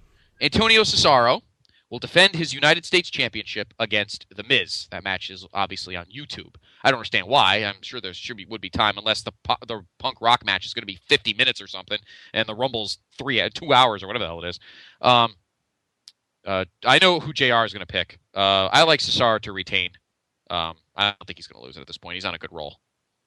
Of course not. Oh, he's on a hot streak right now. I wouldn't be surprised if he's a main eventer by the end of this year, SummerSlam even maybe. But yeah, he's on a roll right now. And Miz, I mean, I don't know if his face turn's working that well right now, but yeah, Cesaro is the obvious choice here. Easy retain. I think Cesaro wins. I wouldn't be surprised if they continue this feud and Miz wins the title at Mania, though. Really? But I think here Cesaro wins. Okay. Yep. Next, the WWE Tag Team Championship is on the line as Team Hell No takes on the Road Scholars. I had been back and forth in this match. I thought Road Scholars were going to win. And then after Monday night, I thought, you know what? Hell No is on such a roll right now. They should keep being rewarded. But, JR, like you and I talked about earlier today in pre-production, you can't job out Sandow and Cody again. So I think I'm going to go back to my original pick. I think Road Scholars retains. JR, what do you think? I think so, too. I don't... If Hell No is going to retain, I think we would have seen another team in here other than Road Scholars. I just can't see them jobbing them again. I think Hell No... I think they can afford a loss here and stay together. They don't need to be champions. I hope they don't split them up. I don't want to see them feud into Mania. I want them to stay together. I think everyone wants them to stay together. And even when they do split, I think it needs to be an amicable one where they still stay as peers and equals and not turn into mortal enemies or anything. So I do think the Road Scholars wins. I wouldn't be surprised if this is where the Shield gets involved. I'm guessing they'll probably get involved in the world title match as well, but maybe here. I'll take the Road Scholars though. Okay, Kyle. Yeah, I don't think there's any positive to having Team Hell No go over here based on what the Road Scholars have been through the past couple weeks with getting beat down, and I don't think there's any positive in Team Hell No winning. But I could either for me, it's either Road Scholars goes over and take the belts, or maybe a disqualification. Maybe Rhodes and Sandow get some heat back up on themselves. Maybe get a DQ finish. But for me, it's either a title change or a DQ, but I'm gonna go. I think it's gonna be disqualification. I think Team Hell No wins by DQ. Okay, I think Team Hell No win. I think Road Scholars wins the titles. All right, for the World Heavyweight Championship in a last man standing match, your champion Alberto Del Rio, who won this title in this stipulation a couple weeks ago on SmackDown, taking on the Big Show. I didn't watch that match, but I heard it was very good. Del Rio is a guy that's been saved. This face turn has been fantastic. Yeah. I mean, Ricardo's gone from being a worm to being like happy-go-lucky. I love that little Mexican tie he wears now. I think it's pretty funny. I think Del Rio retains. I think it'd be a good match, though. I think it'd be pretty brutal. I think it'd be very violent. More violent than I think people think it's going to be based on the other match, the other title match. I think they want to. I think those two are going to want to try and steal the show, and I think they'll make a good attempt at it. I think Del Rio retains. Kyle? I agree. I think Del Rio is going to take the belt into Mania and maybe fight somebody like Randy Orton or Sheamus. But I think this is the match where Del Rio really gets established, beating the Giant, a last man standing match. There'd be no point to put the belt on Del Rio and then just take him off. Take the belt off him right away at the Rumble. So it's Del Rio for me. I'm going to take Del Rio here as well. I agree. The face turn's been a savior. He's been great. He seems way more comfortable, way more happy in the role, working hard, and he's really over with the audience. I think they backed into the next big Mexican star. I mean, they thought maybe Sin Cara to replace Rey Mysterio, but I think they fell right into Del Rio here. I will say this, though. I wouldn't be shocked if Del Rio's wiped out, gets up at the last second, wins the last man standing, and then Dolph cashes in and wins the title, and they build to a Mania rematch with Dolph and Del Rio. There is a rumor out there from Meltzer that is one of the matches they're looking at as those two for Mania. So I know about Kyle saying not taking the title off him, and I agree, unless it's in that scenario where you have him now that he's gotten this face run established, now he's got the crowd behind him, now you let him build and chase the title and win it back from Dolph at Mania. So I wouldn't be shocked if they did that, and you make Dolph in the process. That'd be great. That'd be very cool. All right, so there we go there. All right, let's do the Rumble next. 30-man Royal Rumble match, because we know it's probably not going to be last. I know it's one of JR's usual bones. Yeah, in this case, I'm okay with it, though. Yeah. 30-man Royal Rumble match. Okay. I was going to try and come up with a snarky LaRue type of... Well, let's do all the stuff like we have on the board, though, quickly. We'll do the winner, the runner-up, Iron Man, most eliminations, and then the shortest. Well, we won't do the shortest. We'll just do we don't know all the scrubs that'll be in there, but... Yeah, okay. All right, Kyle, who's going to win? I hate to say this. We all know the rumored match for Mania, Rock Cena Part 2. So I got to go with Cena here. Yeah, me too. How depressing. I know. I hate to do it too, but me three. Who does he eliminate to win? I'll tell you who's going to eliminate, because I think he's going to be this. It's going to be the last guy eliminated, and he's going to be the Iron Man. I think this is the big showcase for Dolph. I think he's going to come in at number 1, and he's going to last all the way to the end, and then Cena's going to eliminate him. And I think Cena will be the third guy in history to win at number 30. Including himself. He's going to be the first one to do it twice, right? Didn't he do it when he came in 08? Wasn't he last? Yeah, he was. The Garden, yeah. Yep. So he will be the first guy to win, the third guy to win at 30, well, second guy, and he'll win it twice. And I think he'll come in at 30. Dolph will be in there at 1, last the whole match. So I guess this eliminates then my Dolph theory, unless they have both title matches after the Rumble. Then maybe Dolph could cash in. But you're not going to have him cash in before the Rumble. Right. Yeah. So that's what I think. So I think he's going to eliminate, Cena's going to eliminate Dolph, and Dolph's going to be the Iron Man because he's going to come in at number 1. Because remember, Vicky made him do 1 or 2. I think he's going to pick 1 to be a tough guy and last all the way to the end. JR? Well, Cena's going to win. I think Dolph will definitely be the Iron Man. Odds are he'll be the last one out. 2 other guys I could see being the last are Orton and Ryback. Wouldn't surprise me. One of those 2. Okay. What was the other one we wanted? Most eliminations. I'll tell you who get the most eliminations. Taker. Because I don't think he's going to be in it. Because I'm kind of stealing a theory from my friend Johnny. I think Taker is gonna. Well, no, this won't work unless the Rock match is not last. All right, I'll go to that theory in a minute. All right, most eliminations.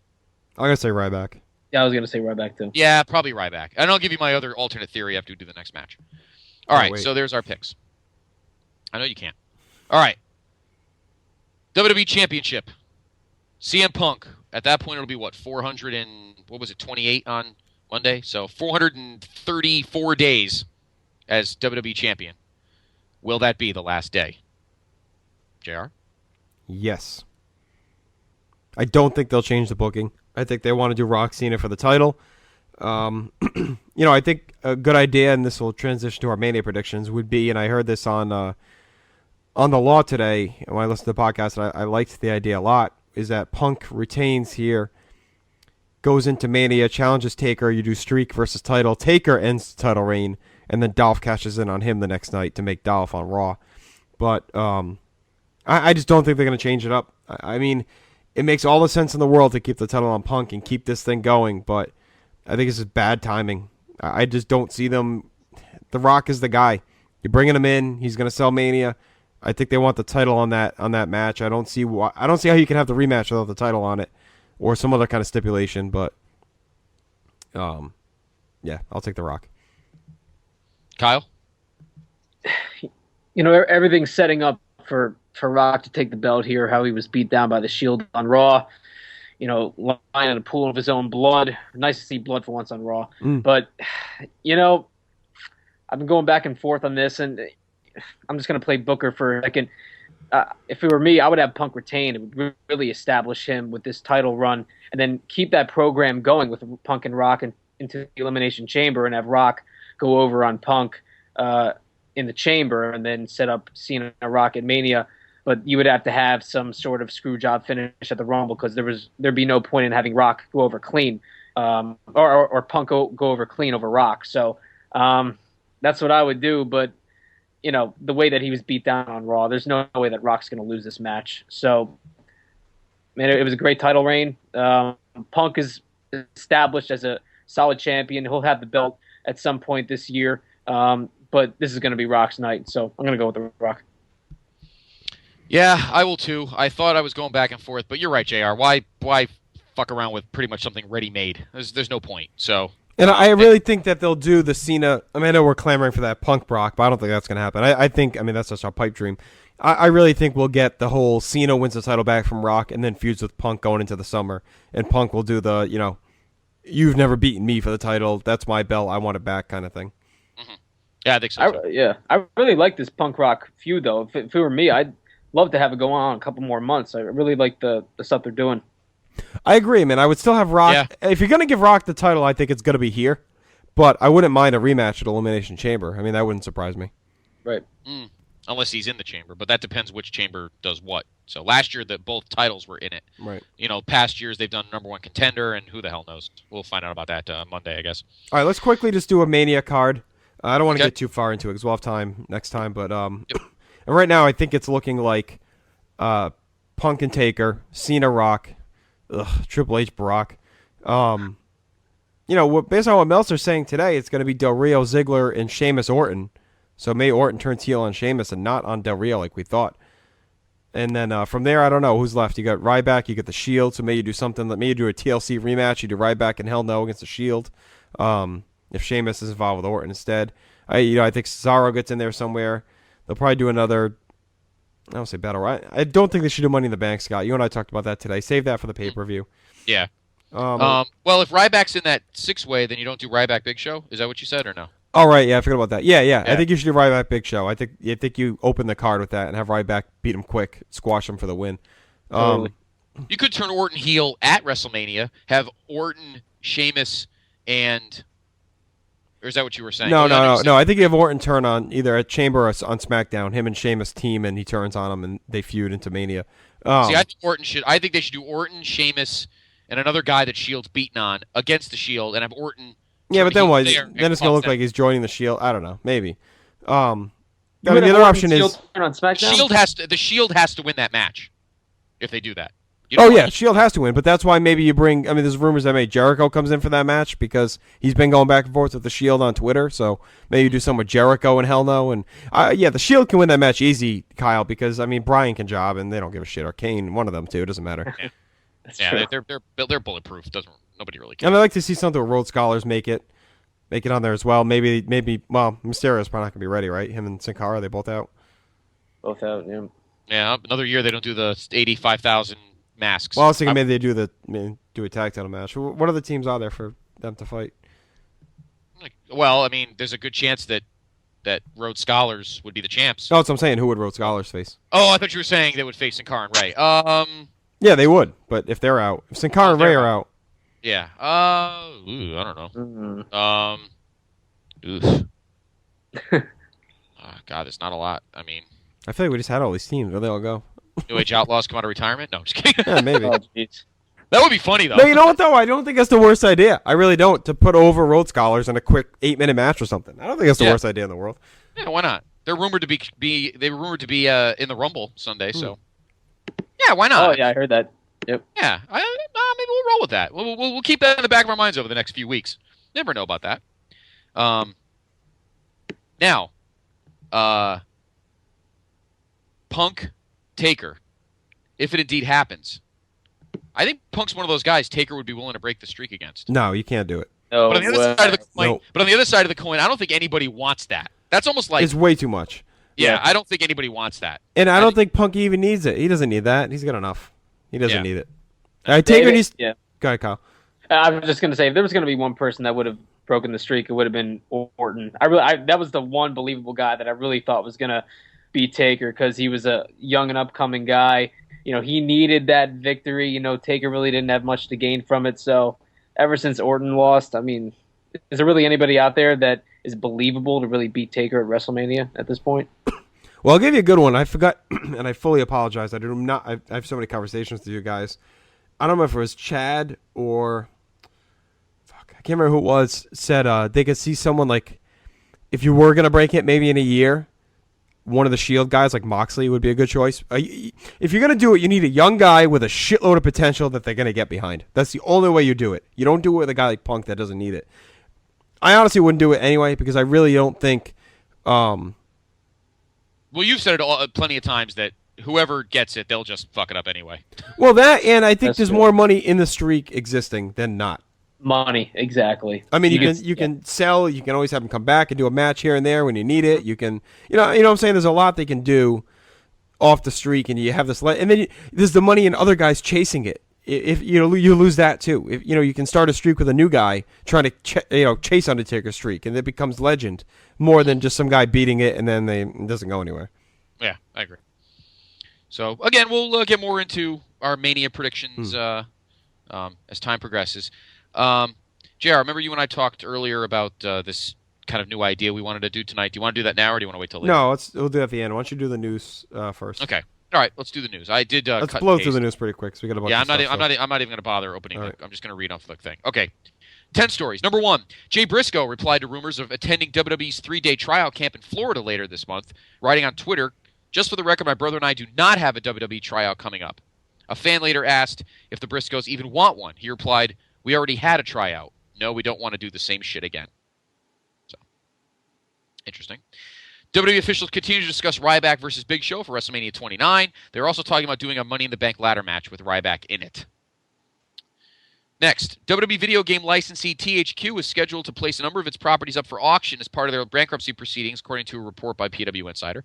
The report states that in the past 24 hours, there have been rumors that EA Sports will take over the WWE license, but nothing at this time has been confirmed. UK PlayStation Magazine editor Ben Wilson also discussed the possibilities of EA Sports taking over the WWE video game franchise in a podcast, which was posted yesterday. That'd be interesting because at least EA Sports knows how to do correct controls on their games. Well, they had the WCW license in their dying days, and they didn't do a very good job. But yeah, well, EA that was also 12 years ago. yeah, I know. I'm just saying. We'll see. That's all I got to go by, Yeah. WWE United States Champion Antonio Cesaro versus The Miz has been added to the Rumble. We just talked about that. They'll be part of the YouTube Countdown show. As seen on last night's Raw, Kyle, you alluded to this. Vince McMahon botched a line in his backstage segment with Punk and Heyman. Instead of saying Punk would be stripped if the Shield interfered, he said Punk would be stripped if Punk interfered, which is kind of impossible. Normally something like this would have been retaped, but that particular segment was live. MVP continues to shoot down rumors that he'll be a surprise entrant in this Sunday's Royal Rumble match, writing on Twitter, "I'll be thrilled when this year's Rumble is over, so people will see I'm no liar and stop asking me if I'll be in it. Glad you missed me." It was recently reported that Tommy Dreamer's name was brought up in a WWE creative meeting about surprise Royal Rumble entrance. By the way, he was on Impact last week as one of Bully Ray's groomsmen. Actually, he was Bully Ray's best man. MVP and Shelton Benjamin were also discussed for the Rumble. Their names have come up a lot within the company lately. They're part of the list of talents WWE would like to bring up back with help from the roster depth and attendance. The problem with MVP returning is that he's under contract to New Japan. Another name rumored within WWE recently was Loki, formerly known as Kaval on NXT. Kaval is considered a long shot, and his return is probably just a rumor. One team we can expect to see in the 30-man Rumble match is the New Age Outlaws, Road Dogg and Billy. 3 TNA notes. Christian York's profile has been removed from the roster page of TNA's official website, which would indicate he has been released. York is a winner of the Gut Check competition and competed at last week's Impact taping, which will air tomorrow. Last week he beat Kenny King in a match as well. As noted earlier, Kid Cash's profile was removed from the Impact page as well. TNA's lawsuit with WWE is officially done as it was dismissed in court on Wednesday. TNA filed a motion this week stating that all sides had come to terms and agreed that they would withdraw the lawsuit. Each side covered their own legal costs. And here's an interesting story, and I want your guys' opinion on this. As noted, PW Insider noted this, as well as WrestleChat. TNA will be doing a series of taped, one-night-only pay-per-view events, airing the first Friday night of months they are not broadcasting live pay-per-view events. PW Insiders confirm with multiple sources the themes for the tape pay-per-views will be TNA Extravaganza, featuring the stars of the X Division. TNA Joker's Wild Tag Team Special, featuring enemies teaming and a Battle Royal final. TNA Hardcore Justice 2, ECW reunion-style hardcore show featuring hardcore stip matches bringing in ECW talents. A 10 reunion, stars from the early days of TNA battling inside a 6-sided ring. Knockouts Knockdown, one-night knockout tournament with the first round being all stipulation matches and the final 4 in a test of their stamina to see who the final victor is. International Incident, a 6-man tag involving one-night tournament featuring talent from the United States, India, Mexico, Ireland, Canada, Germany, Japan, and the UK, with the winner earning a TNA title shot. The X Division World Cup Tournament. 4 teams of X Division wrestlers in a one-night tournament featuring singles, tag, 6-man, and 8-man tag bouts. And finally, the TNA World Cup of Wrestling. 4 teams, each captained by a TNA wrestler featuring a heavyweight wrestler, a tag team, and an X Division wrestler battling in singles, tag, and stip matches. The finale will be a 2-ring, triple chance battle royal. There are no confirmed taping dates yet for these specials beyond January. What do you guys think of that concept? Kyle? Justin? I mean, well, yeah, I think it's a fine concept. The only issue is they've actually already taped the first one, so it's gonna be like 3 months old by the time it airs or whatever. So which actually, is the first two were taped. Yes. The Extravaganza and the Joker's Wild Tag Team. They both have already. So kind of odd. I mean, they're going to be pretty antiseptic, I think. I really think they're just doing this until the pay-per-view deal runs out. So I think by next year we're going to just see the 4 pay-per-views and none of this other stuff. Okay. All right. It sounds interesting. There's some cool concepts. I like the idea of enemies teaming up against each other and the knockouts tournament. Some cool concepts that you're not used to seeing on a weekly basis. So I'd be open to watching it in the future. No doubt about it. Okay, and that's it. There's your news. There's your news from around wrestling. I went through the Ring of Honor stuff. Nothing too worth shattering. So there was nothing really big to report there. So there you go. There's your news, brought to you by our good friends at WrestleChat.net. All right, let's turn the page. Go from the ring to the gridiron. Taking the field one last time. Taking the field one last. Well, sort of. The Pro Bowl is Sunday. Oh God! Please. They're deciding whether. There's something I read today. The NFL is going to decide they're going to ditch it depending on how they actually, if the players look like they truly care on Sunday, which I'm sure they won't. So, all right, Kyle, curious about your thoughts on Sunday's championship games before we talk about February 3rd. Of course, the 49ers came from behind for a 28-24 win over the Falcons at the Georgia Dome. And as you heard here in our vintage vault of SummerSlam 98, JR and I ecstatic, the Baltimore Ravens went into Gillette and beat the Patriots 28-13. Yeah. So it is the Har Bowl. By the way, on a side note, JR, what do you think of this whole story about Brady spiking what's-his-name and lifting his leg on the slide and all this kind of Yeah, it was crap? a bitch move. Yeah. They think he's not going to... What's his name? Oh, Frank Gore. How about this? Frank Gore got fined $10,000 for what? We're having his socks too low. And a lot of people think that and Tom Brady will get off with nothing for trying to spike Ed Reed's spleen or whatever the hell he was doing. So, interesting. What were your thoughts on the 2 games, Kyle, quickly? What kind of disgusting, despicable lack of respect is that? Speaking of guys from Atlanta. Yeah, it's crazy. I actually picked Baltimore to win last week, but it was the least confident game of the 2, but really impressive to go into Foxborough and win that game. Man, nobody was picking Baltimore. I know that they kind of got hot there when they beat the Colts and then they beat the Broncos, which is unexpected. So I feel like both roads for both teams have been difficult. I'd actually think Baltimore had a tougher road to the Super Bowl, but man, some really impressive showings by both teams. When's the last time you remember in both championship teams that both road teams actually won? So it was really, really cool. And I'm not a big Patriot hater or anything like that. I actually do like Tom Brady, but man, what a statement for Joe Flacco to go into that stadium. That was a career-defining moment for him. That's why I'm so big on the Ravens right now. I really think that they just have this certain feel to them as a team. So, and the Niners, with Atlanta and their home field, tough place to play, hostile environment, great win for them as well. Kaepernick making plays all over the field with his legs and his arms. So it's going to be a great Super Bowl, no doubt about it. I mean, can we put the Patriot dynasty to rest? I mean, haven't they basically become the Bills now? They made fun of the Bills in the early 90s. This is what they are. They can't get by. They cannot win that Super Bowl. They just keep getting close and close, and they don't have the final pieces. And they've wasted a lot of Tom Brady's prime with a subpar defense that they kept ignoring for years. And now they're trying to build one, and by the time they finally get this built, I think Brady's going to be close to being done, and we're starting to see it. He's been awful in the playoffs. The last good playoff game he's had against a good team, I don't know. Super Bowl against the Eagles? Yeah. I mean, really, what's the last quality team they've beaten in the playoffs? Who'd they beat in the 07 AFC Championship? The Chargers, and Phil Rivers had a torn ACL, and he played, and they only won by That's 8. true. And Yeah, that's that's right. because they got a pick 6. Yeah, Brady threw a couple picks in that game, too. He played like shit. He sucked in both Super Bowls against the Giants outside of that third quarter last year. It sucked against the Ravens, got killed by the Jets. Big deal. He threw 6 touchdowns against Tebow and the Broncos last year, but it's been a while since he's had a great playoff game against a good team. It really has. And you could tell he's short hopping throws.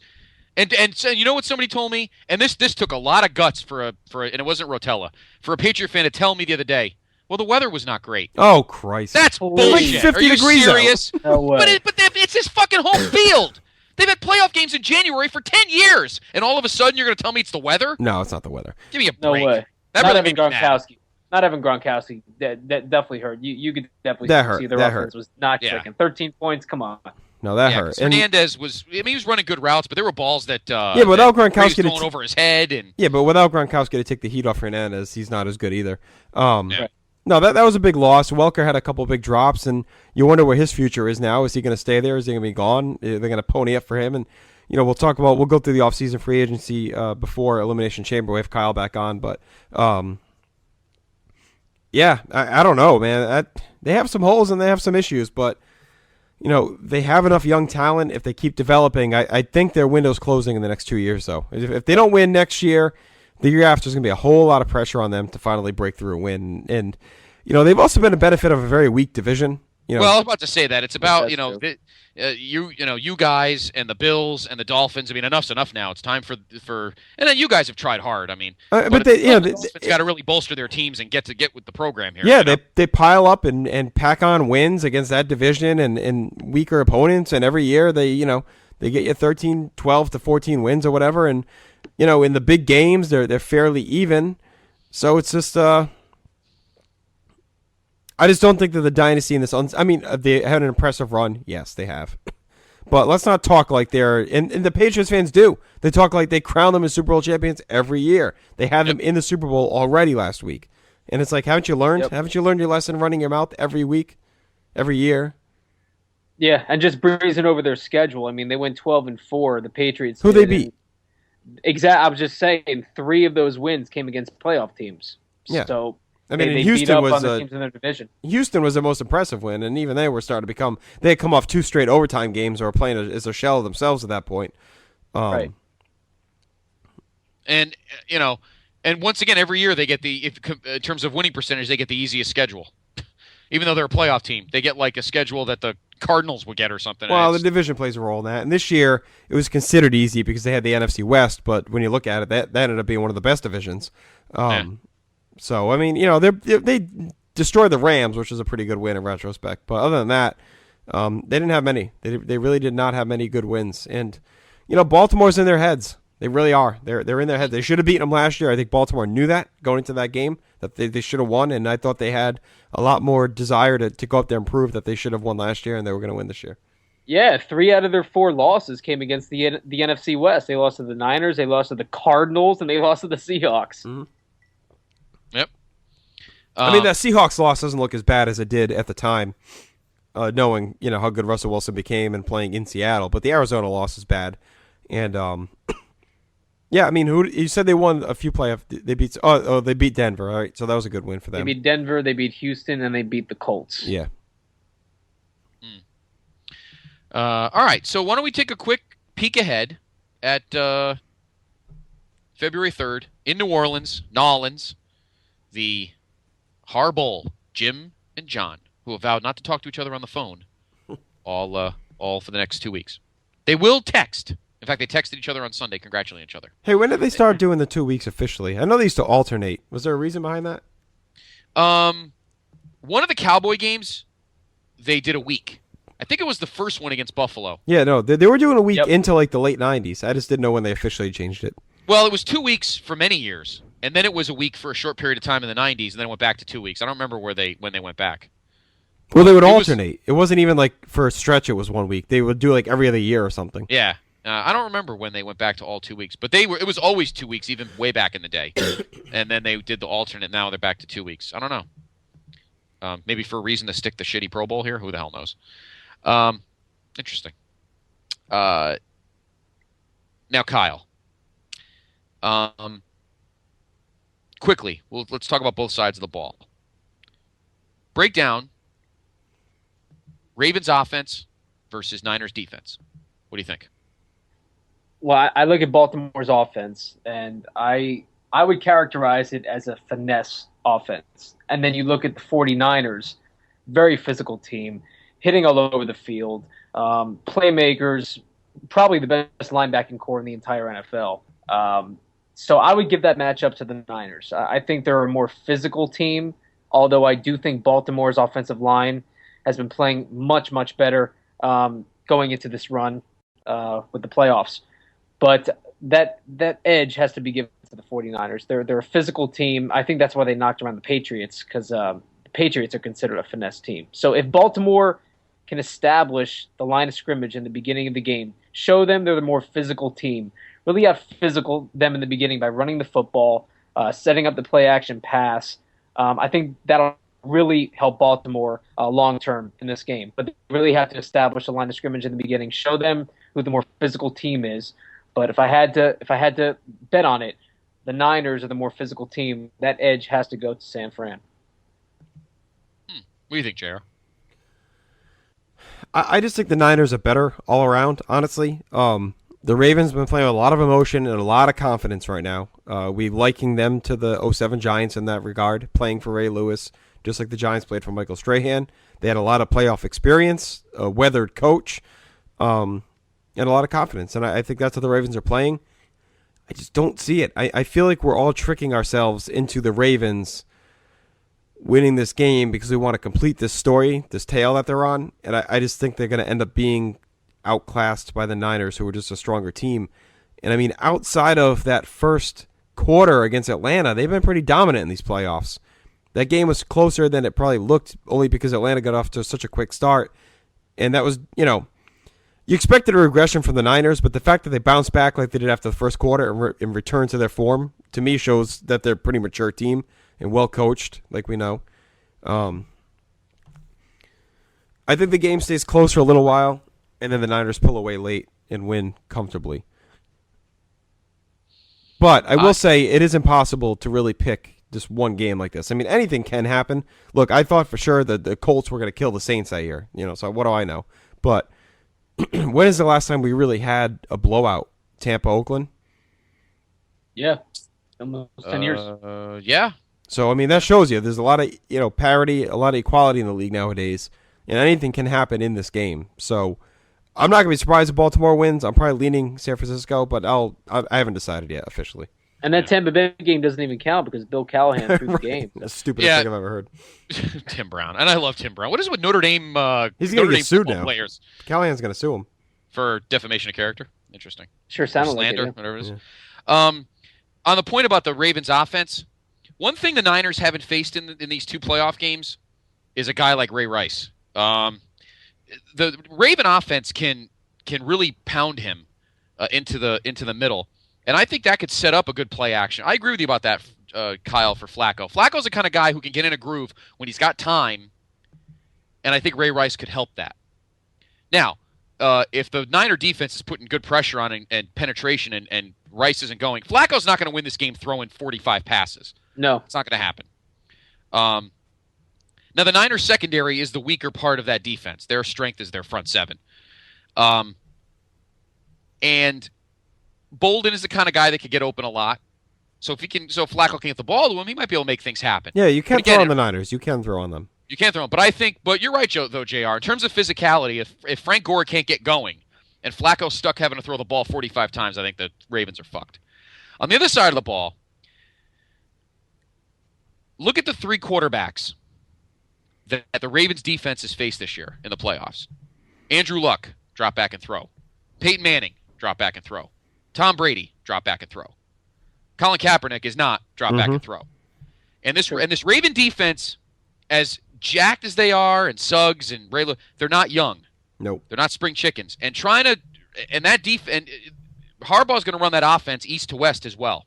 And the Ravens were able, particularly on Sunday against Brady, to sit back and be a little sedentary and let the shitty throws come to them. Kaepernick's not going to let them do that.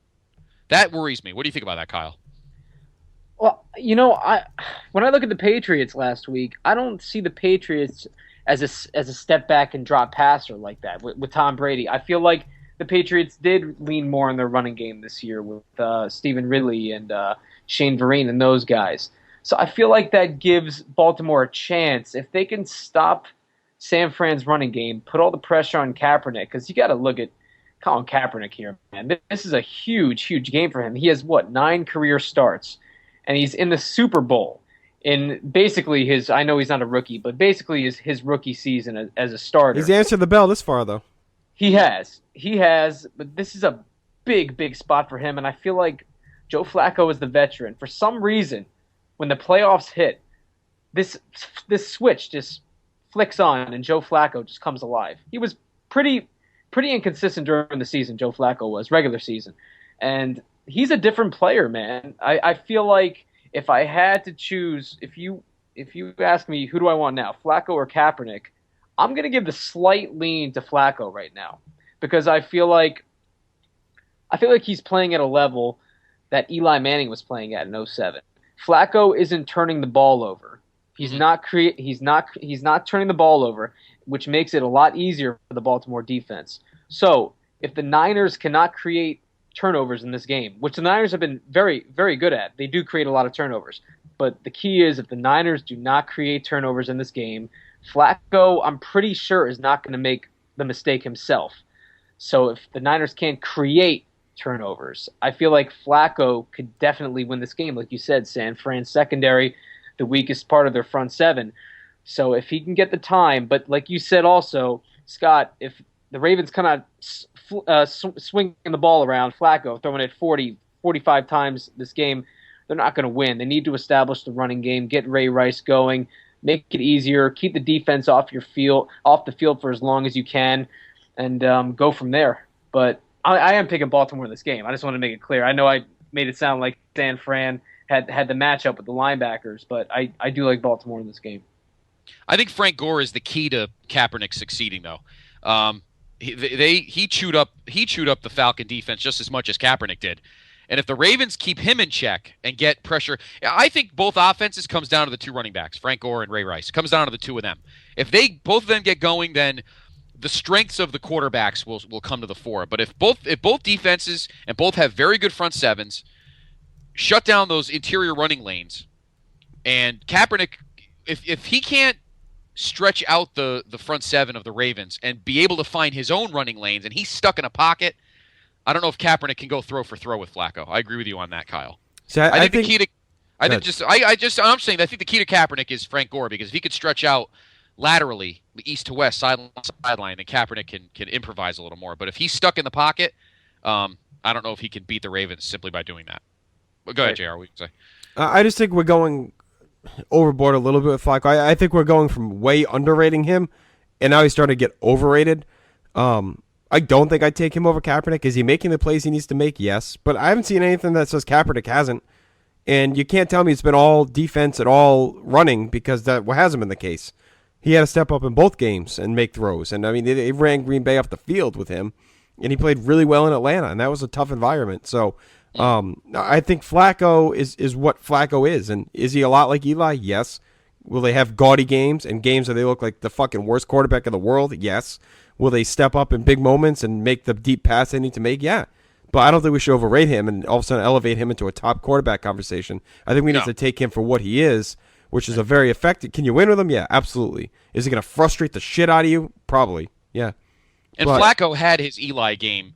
Remember in 2007 when Eli threw the 3 pick sixes against the Vikings? I saw Flacco when the Ravens went down to Houston, and he looked abysmal. So he has had his lousy game. Most quarterbacks and do. Denver too. You know? And when they played Denver.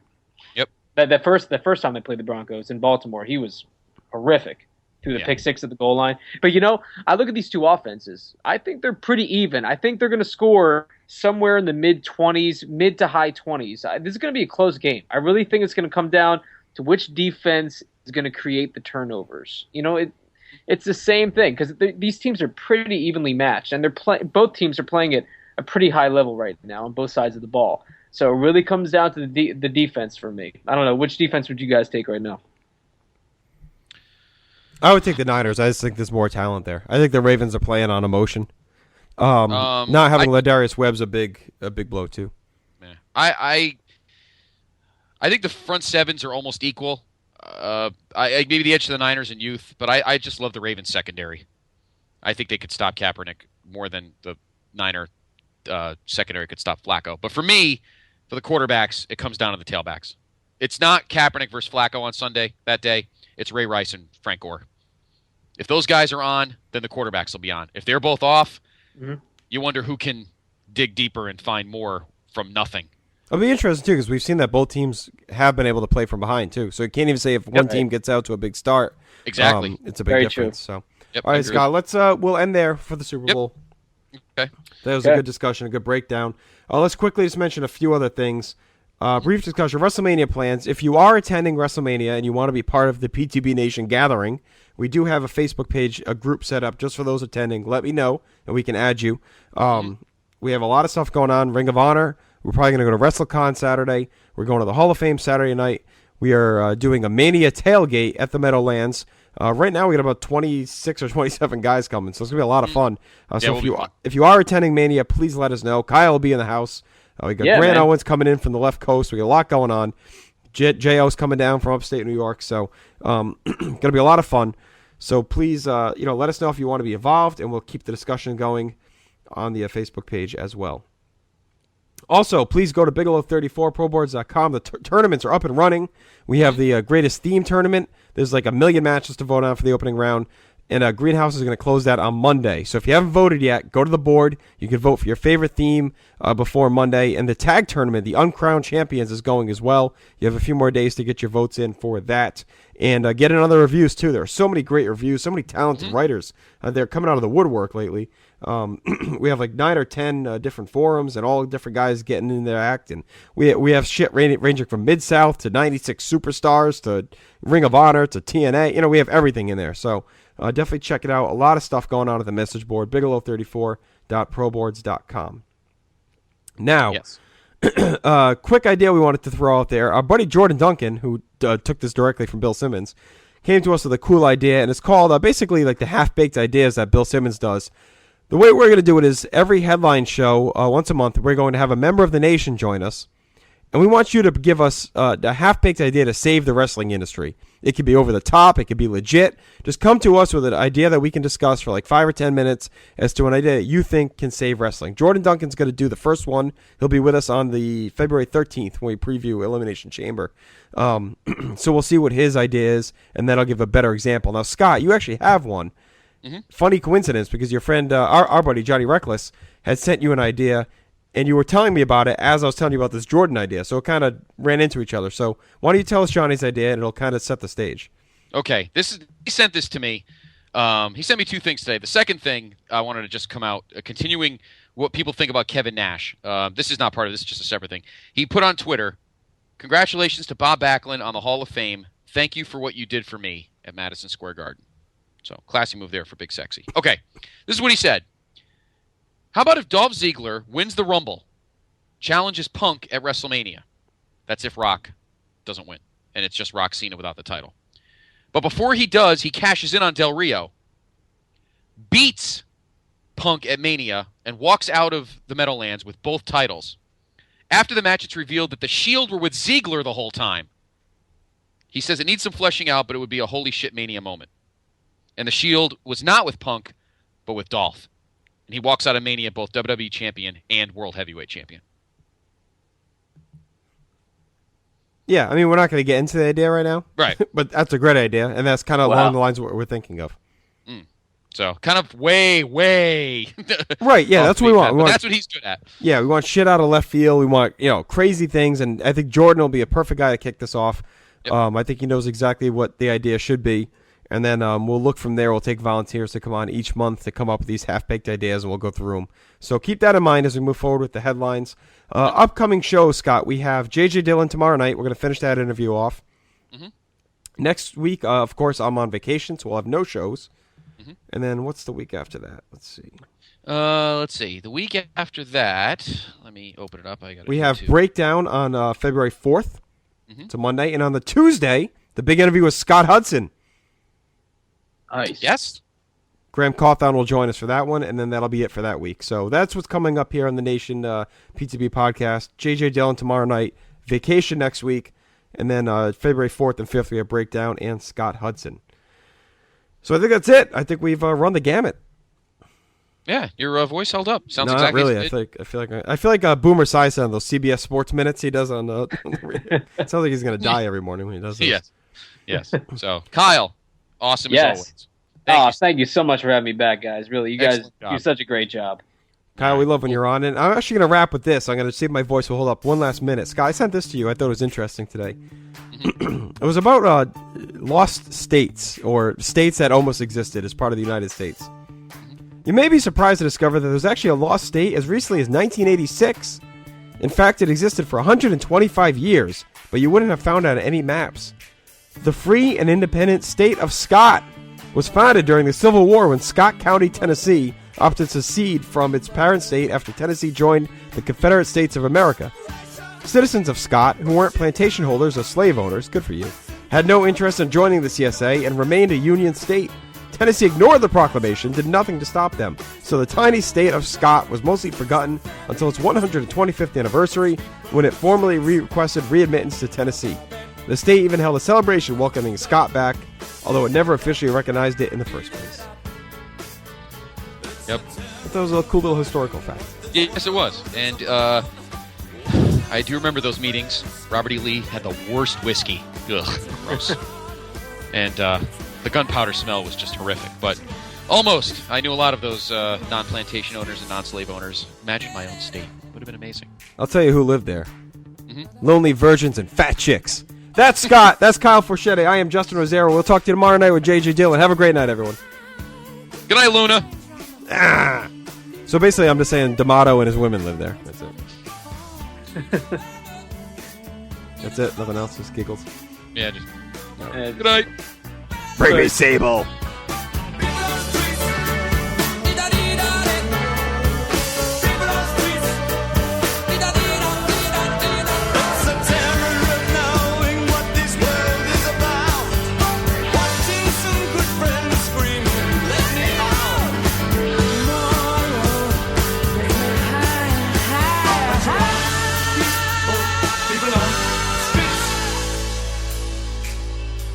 Turned away from it all like a blind man. Sat on the fence, but it don't work. Keep coming up with love, but it's so slashed and torn. Why?